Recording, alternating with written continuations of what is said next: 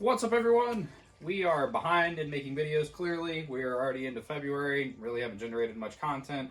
A couple of reasons for that. One, just been extremely busy with personal life and professional life, with my actual 9-to-5 job. We've also had some difficulties with the garage, just getting the flooring done. We had the leak came back, so just a lot of things have been happening behind the scenes, so it's just kind of inevitably delayed some of the videos that I've been trying to crank out for you guys. But with that being said, here we are. We're on the third oil sample that I sent out to Blackstone. It came back at the end of 2024.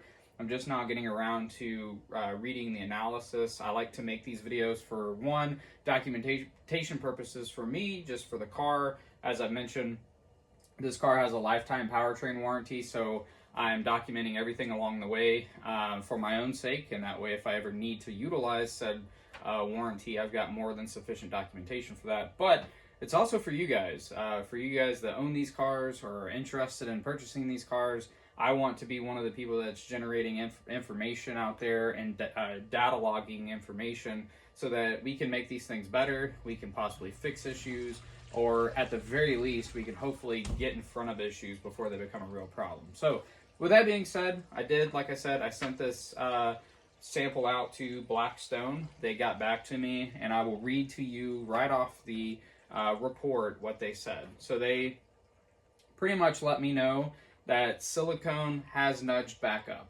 And if you followed these vehicles for a period of time, it's pretty well documented that Subaru/Toyota utilized excess RTV in sealing the engine, and it has a tendency to break off, particularly around the oil pan, and get sucked up in the pickup tube. So it's possible that I'm starting to see symptoms of that.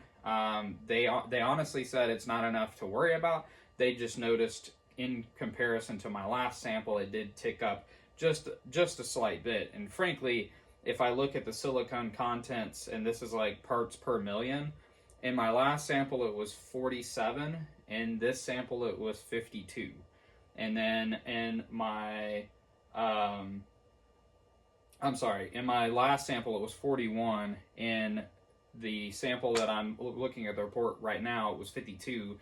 The average for this car, in terms of like other people sending in GR86 or BRZ oil samples, is averaging around 47. So in my eyes, given the plus or minuses there, we're within range, we're within normal range, but they did want to notate that.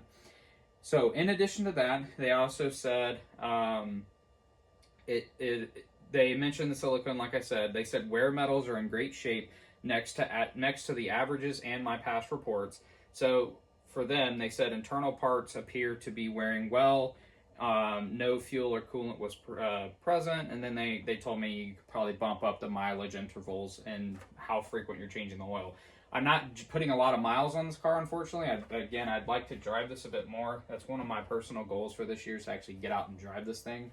I actually took advantage of some abnormally warm weather 2 weeks ago, and I drove this up to the mountains and had a really fun time. I did film a little bit of it, but truthfully, I just wanted to enjoy the drive. I'm possibly going to put a little driving video together utilizing the dash cam footage from my Garmin Mini dash cam, and then some little clips that I took along the way.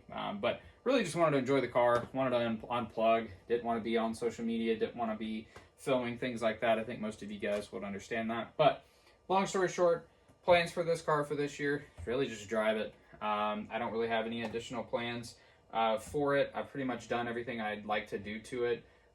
At some point, I'm possibly looking at doing a bigger brake kit. Truthfully, I think it's more for cosmetics than anything, but I kind of want to do it. I'm also looking at potentially purchasing the GR intake, which is like an OEM plus intake that they offer, and it's been proven to give additional horsepower. So we'll see. Currently, right now, I have the factory air box with the GR drop-in filter with a Grim Speed intake tube, so not sure I'm going to see much of a difference there. Maybe a slight difference in intake noise, maybe. But long story short, the oil sample came back good. Right now, there is a slight increase in silicone, so I'm going to monitor that and see on the next one if it increases. I typically don't do this every oil change, but I'm probably going to do the next change on this. I'm probably am going to send it back out to Blackstone just to be sure, to see if the silicone continues to go up or if it flattens out, just to kind of monitor it, given the fact that there are cases of the silicone causing issues, like I said, getting sucked up into the pickup tube, etc. But that's the game plan for this car for this year. With that being said, content that's coming down the pipe here this year is possibly another project car. Fingers crossed. We're going to see if that's going to happen.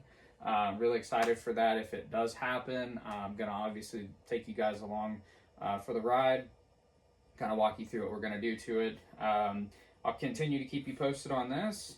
And we got a couple more content videos coming out, just more garage content, tool content, things like that. So if you guys are interested in any of that stuff, please like and subscribe. And if you have any questions, again, if you're interested in purchasing a GR86 or a BRZ, or you own one and you're curious about how the process works with Blackstone, or you just want, to talk about the data itself, I'm happy to do that. Again, I'm interested in this stuff as much as probably you guys are. So again, happy to share any information, happy to answer any questions. Hopefully you guys like this content.